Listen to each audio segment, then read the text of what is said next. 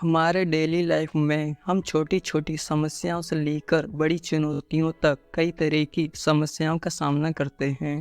Problems को effectively solve करने में कैपेबल होना एक इम्पोर्टेंट स्किल है जो हमें लाइफ के ऑब्स्टेकल्स को ओवरकम करने और अपने गोल्स को अचीव करने में मदद कर सकता है। प्रॉब्लम सॉल्विंग न केवल हमारे पर्सनल लाइफ में इम्पोर्टेंट है बल्कि यह वर्क प्लेस में भी एक वैल्यूएबल स्किल है। एम्प्लॉयज़ अक्सर ऐसे इंडिविजुअल्स की तलाश करते हैं जो क्रिटिकली सोच सकें और प्रॉब्लम्स को क्रिएटिवली सॉल्व कर सकें। इस वीडियो में हम 4 अमेजिंग टिप्स पर डिस्कस करेंगे कि कैसे एक प्रॉब्लम सॉल्वर बने और अपने प्रॉब्लम सॉल्विंग स्किल्स में इम्प्रूवमेंट कर सकें। नंबर 1 की काम, डोंट पैनिक। आज की तेज़ी से भागती दुनिया में प्रॉब्लम सॉल्विंग स्किल एक इम्पॉर्टेंट स्किल बन गई है जो हर किसी के पास होना चाहिए। यह न केवल आपको चैलेंजिंग सिचुएशन से इफ़ेक्टिवली निपटने में मदद करता है बल्कि आपको क्रिएटिवली सोचने और नए सॉल्यूशंस के साथ आने में भी कैपेबल बनाता है। हाउएवर, जब किसी प्रॉब्लम का सामना करना पड़ता है तो घबराना और अपसेट होना आसान होता है जिससे प्रॉब्लम को सॉल्व करना कठिन हो जाता है, लेकिन शांत रहकर और घबराए बिना प्रॉब्लम सॉल्व कर सकते हैं। किसी प्रॉब्लम को सॉल्व करने की दिशा में पहला कदम एक कदम पीछे हटना और सिचुएशन को एनालाइज करना है। प्रॉब्लम के मेन कॉज को समझने की कोशिश करें और यह समझने की कोशिश करें कि इसमें किन फैक्टर्स का कंट्रीब्यूट हो सकता है। एक बार जब आपको प्रॉब्लम की क्लियर अंडरस्टैंडिंग हो जाती है तो आप प्रॉब्लम्स पर ब्रेनस्टॉर्म करना शुरू कर सकते हैं। आउट ऑफ द बॉक्स सोचने की कोशिश करें और क्रिएटिव आइडियाज़ के साथ आएं जो तुरंत क्लियर ना हो। प्रॉब्लम सॉल्विंग का एक अदर क्रूशियल एस्पेक्ट काम और स्टे रहना है। दिमाग को साफ रखना और भावनाओं को अपने फैसले पर हावी ना होने देना जरूरी है। कुछ गहरी सांसें लें और जो काम हाथ में है उस पर ध्यान देने की कोशिश करें। ऐसा करने से आप प्रॉब्लम को एनालाइज करने और एक प्रैक्टिकल सॉल्यूशन निकालने के लिए बेहतर तरीके से तैयार होंगे। प्रॉब्लम को छोटे अधिक मैनेजेबल टास्क में ब्रेक डाउन करना भी हेल्पफुल होता है। यह अप्रोच प्रॉब्लम को कम भारी और निपटने में आसान बनाने में मदद कर सकता है। एक समय में एक कदम पर फोकस करें और बिग पिक्चर के बारे में तब तक चिंता ना करें जब तक कि आप इमीडिएट इशू को सॉल्व नहीं कर लेते। इसके अलावा ओपन माइंडेड रहने की भी कोशिश करें और डिफरेंट सॉल्यूशंस का पता लगाने के लिए तैयार रहें। कभी कभी सबसे अच्छे आइडियाज़ अनएक्सपेक्टेड सोर्सेस से आते हैं। मदद मांगने या फील्ड पार्टनर्स या एक्सपर्ट से एडवाइस लेने से ना डरें। दूसरों के साथ कोलैबोरेट करने से अधिक अंडरस्टैंडिंग और इफेक्टिव सॉल्यूशन हो सकता है। Number 2, clearly define the problem. Problem solving में सबसे क्रिटिकल स्टेप्स में से एक प्रॉब्लम को क्लियर तरीके से डिफाइन करना है। प्रॉब्लम की क्लियर अंडरस्टैंडिंग के बिना एक इफेक्टिव सॉल्यूशन डेवलप करना इम्पॉसिबल है। अनफॉर्चुनेटली बहुत से लोग इस स्टेप से भागते हैं, यह मानते हुए कि वे जानते हैं कि प्रॉब्लम क्या है या मेन कॉज के बजाय सिम्पटम्स पर बहुत अधिक ध्यान दे रहे हैं। हम डिस्कस करेंगे कि प्रॉब्लम को क्लियरली डिफाइन करना क्यों इम्पोर्टेंट है और ऐसा कैसे करें। सबसे पहले, प्रॉब्लम को डिफाइन करने से प्रॉब्लम पर ध्यान देने में आसानी होती है। जब आपको प्रॉब्लम की क्लियर अंडरस्टैंडिंग होती है तो आप इसे सॉल्व करने के लिए एक प्लान क्रिएट कर सकते हैं। यह इम्पोर्टेंट है क्योंकि किसी प्रॉब्लम को पूरी तरह से समझे बिना सॉल्व करने की कोशिश करने से समय और रिसोर्सेज बेकार हो सकते हैं। एग्जाम्पल के लिए, यदि आपकी कार शुरू नहीं होगी यह मानते हुए कि प्रॉब्लम एक बेकार बैटरी है, जबकि यह एक्चुअली में एक खराब अल्टरनेटर है जिसके अकॉर्डिंग सॉल्यूशन का फेल्ड अटेम्प्ट होगा। दूसरा, प्रॉब्लम को डिफाइन करने से रूट कॉज को अनकवर करने में मदद मिल सकती है। अक्सर जो प्रॉब्लम दिखाई देती है वह एक्चुअली में एक डीप इशू का सिम्पटम होता है। प्रॉब्लम को क्लियर तरीके से डिफाइन करने के लिए समय निकालकर आप अंडरलाइंग कॉज की पहचान कर सकते हैं और इसे सीधे एड्रेस कर सकते हैं। इससे फ्यूचर में प्रॉब्लम को वापस आने से रोका जा सकता है। किसी प्रॉब्लम को क्लियर तरीके से डिफाइन करने के लिए क्वेश्चंस पूछना और इंफॉर्मेशन गैदर करना इम्पोर्टेंट है। प्रॉब्लम को एक सेंटेंस में बताते हुए शुरुआत करें। एग्जाम्पल के लिए, हमारी कंपनी की बिक्री पिछले 6 महीनों से गिर रही है। नेक्स्ट, समस्या की बारीकियों की पहचान करने के लिए प्रश्न पूछें। सेल्स में गिरावट की वजह क्या है? क्या यह डिमांड में कमी या बढ़ते कंपटीशन का कारण है? क्या मार्केट या इकोनॉमिक कंडीशंस में कोई बदलाव आया है? एक बार जब आप इंफॉर्मेशन गैदर कर लेते हैं और रूट कॉज की पहचान कर लेते हैं तो इसे दर्शाने के लिए अपनी प्रॉब्लम स्टेटमेंट को प्रूव करें। एग्जाम्पल के लिए, मार्केट में नए इंटरेस्ट से बढ़ते कंपटीशन के कारण हमारी कंपनी की सेल्स पिछले 6 महीनों से गिर रही है। Number 3, determine the root cause. किसी प्रॉब्लम को फेस करते समय प्रॉब्लम के इफेक्टिव सॉल्यूशन के लिए उसके रूट कॉज की पहचान करना इम्पोर्टेंट होता है। रूट कॉज प्रॉब्लम के पीछे अंडरलाइंग रीजन को रिफर करता है। रूट कॉज की पहचान करने से प्रॉब्लम को फ्यूचर में आने से रोकने में मदद मिलती है। हम डिस्कस करेंगे कि प्रॉब्लम का रूट कॉज कैसे डिटरमाइन किया जाए। प्रॉब्लम के रूट कॉज को तय करने में पहला स्टेप इंफॉर्मेशन गैदर करना है। आप इंटरव्यू कंडक्ट करके, डेटा को एनालाइज करके और डॉक्यूमेंट्स को रिव्यू करके इंफॉर्मेशन गैदर कर सकते हैं।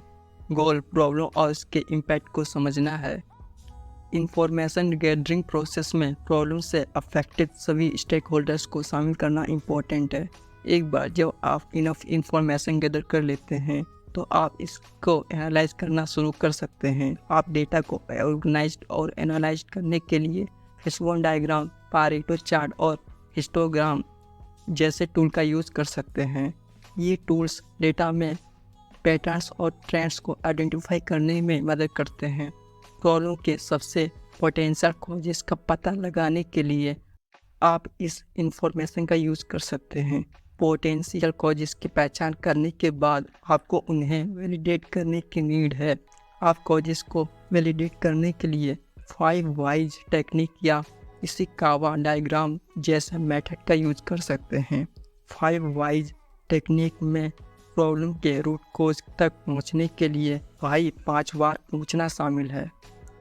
इशिकावा डायग्राम, इसे फिशबोन डायग्राम के रूप में भी जाना जाता है, प्रॉब्लम के कॉज को पीपल, प्रोसेस, इक्विपमेंट, मटेरियल्स और एनवायरनमेंट जैसे कैटेगरीज में तोड़कर पहचानने में मदद करता है।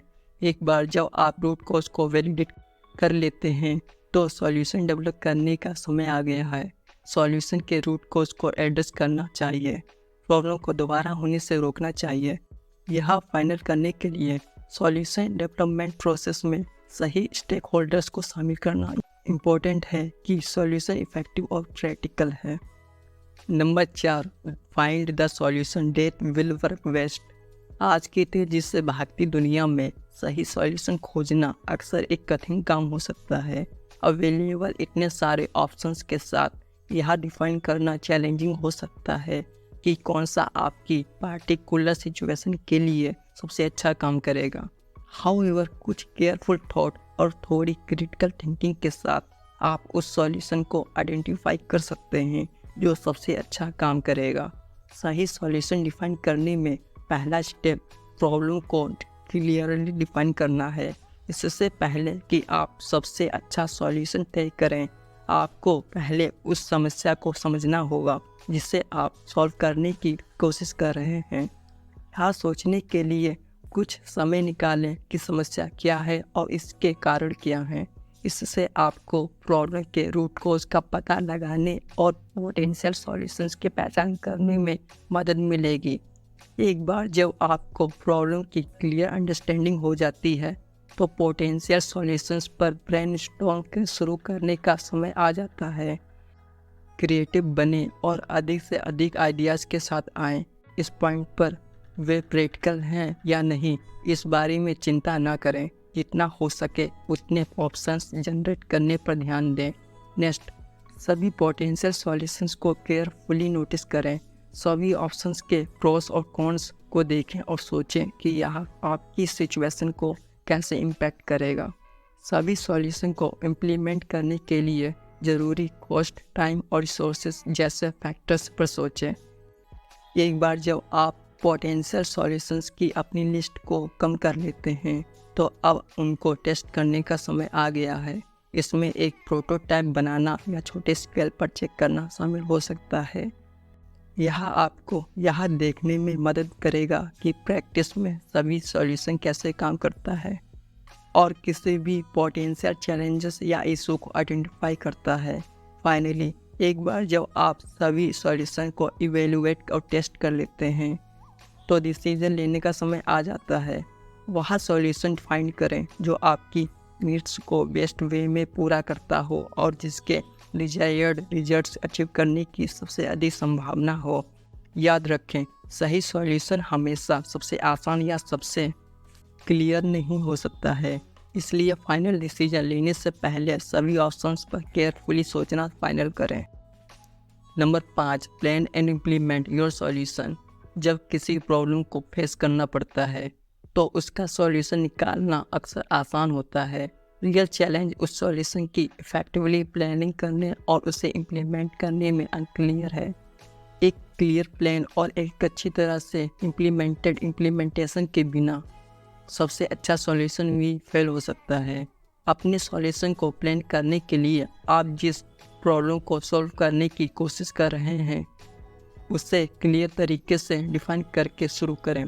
आप किन स्पेसिफिक चैलेंजेस को फेस कर रहे हैं, आप किन गोल्स को अचीव करने की उम्मीद करते हैं, आपको किन बाधाओं या सीमाओं के भीतर काम करने की नीड है। एक बार जब आपको प्रॉब्लम और उसके पैरामीटर्स की क्लियर अंडरस्टैंडिंग हो जाती है, तो पोटेंशियल सॉल्यूशंस पर ब्रेनस्टॉर्म करने का समय आ गया है। आउट ऑफ द बॉक्स सोचने से न डरें और कई ऑप्शंस पर सोचें। एक बार आपके पास पोटेंशियल सॉल्यूशंस की एक लिस्ट होने के बाद इसकी फिजिबिलिटी, इफेक्टिवनेस और पोटेंशियल इम्पैक्ट के बेस पर सभी को इवेलुएट करें। नेक्स्ट, अपने चुने हुए सॉल्यूशन को इम्प्लीमेंट करने के लिए एक डिटेल प्लान डेवलप करें। इसमें प्लान के सभी स्टेप के लिए स्पेसिफिक स्टेप्स, टाइमलाइंस और माइलस्टोन शामिल होने चाहिए। उत्पन्न होने वाली पोटेंशियल ऑब्स्टेकल्स या सेटबैक्स को ध्यान में रखते हुए अपने प्लान में रियलिस्टिक होना इम्पोर्टेंट है। जब आपके सॉल्यूशन को इम्प्लीमेंट करने का समय आता है, तो श्योर करें कि आपके पास सफल होने के लिए ज़रूरी रिसोर्सेस और सपोर्ट है। इसमें फंडिंग, स्टाफ, इक्विपमेंट या ट्रेनिंग शामिल हो सकते हैं। श्योर करें कि प्लान में शामिल सभी लोग अपने रोल्स और रिस्पॉन्सिबिलिटीज़ को समझते हैं और उनके पास अपने काम को इफ़ेक्टिवली करने के लिए ज़रूरी टूल्स और इंफॉर्मेशन है। इम्प्लीमेंटेशन प्रोसेस के दौरान अपनी प्रोग्रेस की निगरानी करें और ज़रूरी एडजस्टमेंट्स करें। इसमें आपकी प्लानिंग को करेक्ट करना, रिसोर्सेज को रीलोकेट करना या अपनी अप्रोच पूरी तरह से बदलना शामिल हो सकता है। फ्लेक्सिबल रहें और अपनी सॉल्यूशन की सक्सेस शेयर करने के लिए ज़रूरी एडप्ट करने के लिए तैयार रहें। फाइनली, एक बार जब आपका सॉल्यूशन इम्प्लीमेंट हो जाने के बाद इसकी इफ़ेक्टिवनेस और इम्पैक्ट को इवेलुएट करें। क्या इसने उन गोल्स को अचीव किया जिन्हें आपने पूरा करने के लिए सेट किया था? क्या इसका कोई अनएक्सपेक्टेड रिजल्ट्स था? अपनी नज़र को दोहराने और फ्यूचर में प्रॉब्लम सॉल्विंग के इफेक्ट्स को नोटिस करने के लिए इस फीडबैक का यूज़ करें।